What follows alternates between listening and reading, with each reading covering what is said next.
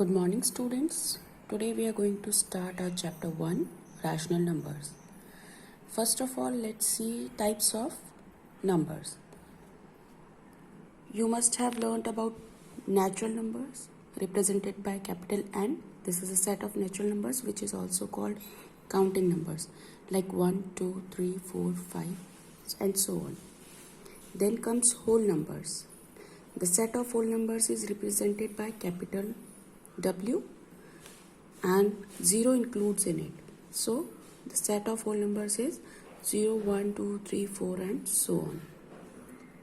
Then you must have learnt about integers in your previous class. The set of integers is represented by capital Z and here negative numbers are also included in this. So set of integers are -3, -2, -1, 0, 1, 2, 3 and so on. Now, what are rational numbers? Actually, rational numbers are the set of numbers. It is represented by capital Q. And rational numbers are a number X is said to be rational number if it can be written in the form of P upon Q. Where P and Q are integers, that means it can be negative, it can be positive, both can be negative, or either P or Q can be negative or positive or vice versa. But the denominator, that means Q, could not be 0. Examples of rational numbers: 3 upon 5, 2 upon 1. We can write 2 also. Only 2 will also be called as rational number. But because when there is no denominator under a number, it is always 1. So 2 is also a rational number which can be written in the form of 2 upon 1. 1 upon 9. Similarly, 0 can also be a rational number. 0 upon 1 because it can be written as this way. -5. Again, it is a rational number because I can write it as -5 upon 1. -3 upon 1. 2 upon 5. -5 upon -2. This case, both P and Q are negative integers. -3 upon 2, this way. Okay. Now, representation of rational numbers on number line. How we can represent rational numbers on number line? You have learned to represent simple whole number or integers or natural numbers on a number line in your previous class. So this time we will learn how to represent rational numbers on number line. So let's take 4 upon 5. First of all, we will divide 4 by 5 so that we can come to know whether this value is less than 1 or greater than 1. So after dividing, we got 0.8. That means it is less than 1. Also, I can write 1 as 5 upon 5. The second method to come to know. So 5 upon 5 is 1. So 4 upon 5 is always smaller than 5 upon 5. That's why we have come to know that it will be represent between somewhere 0 and 1. So on a number line, 0 and 1 we have marked. Now we will go to the denominator 5. That means between 0 and 1 there will be 5 equal divisions. Actually, including 1, it will be 5th division.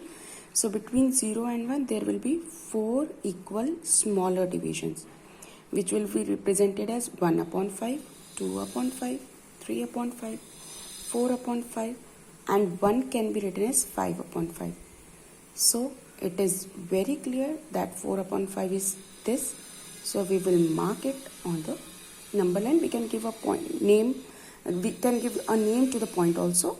Here I have written A.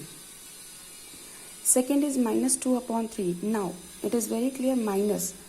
So it will be on the left side of 0 because we know that negative integers are represented on the left of 0. Again we will see the denominator. It is 3. That means till 0 to 1 there will be 2 equal divisions between 0 to -1 and the third division would be -1 because I can write -1 as -3 upon 3. So here -1 upon 3, -2 upon 3 and minus 1 can also be written as minus 3 upon 3. So minus 2 upon 3, I have marked it this as a point B. Now, I have deliberately taken a rational number in this form 5 upon 3. So first of all, I will convert it into mixed fraction. 1, 2 upon 3 it has come. That means the value is greater than 1. So there will, and it is positive. So it will be on the right side of the 0 on the number line. So here it is 0, 1, 2. I have marked like this. So as we all know, 6 upon 3 is 2. That means this will be smaller than 2, but it will be greater than 1 because 1, 2 by 3 is greater than 1. So I have marked 0, 1 and 2. Now till 2 there will be 6 equal divisions in the form of 3. That means from 0 to 1, 3 equal divisions. From 1 to 2, 3 equal divisions. That means from 0 to 2, 6 equal divisions will be there. So 1, 2, 3rd, 4, 5 and this is 6th one. Because 1 can be written as 3 by 3, 2 can be written as 6 by 3.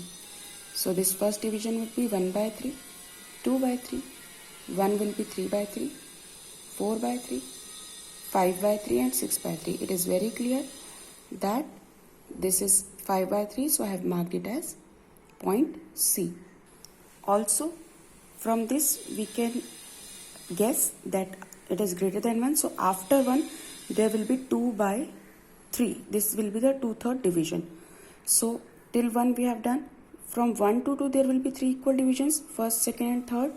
So this would be after 1 by 3 part, 2 by 3 part, and this would be 3 by 3 part. So again 1, 2 by 3 part, this will be there.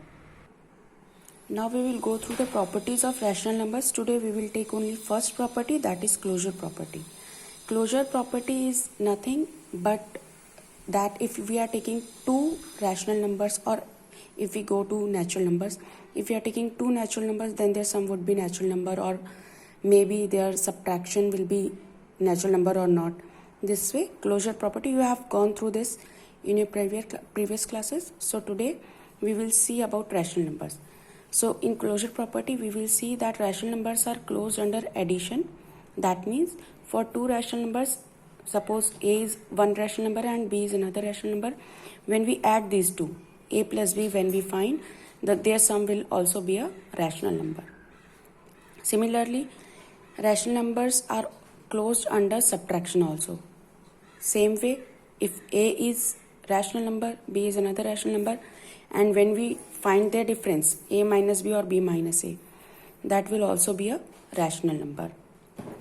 Third thing, rational numbers are closed under multiplication.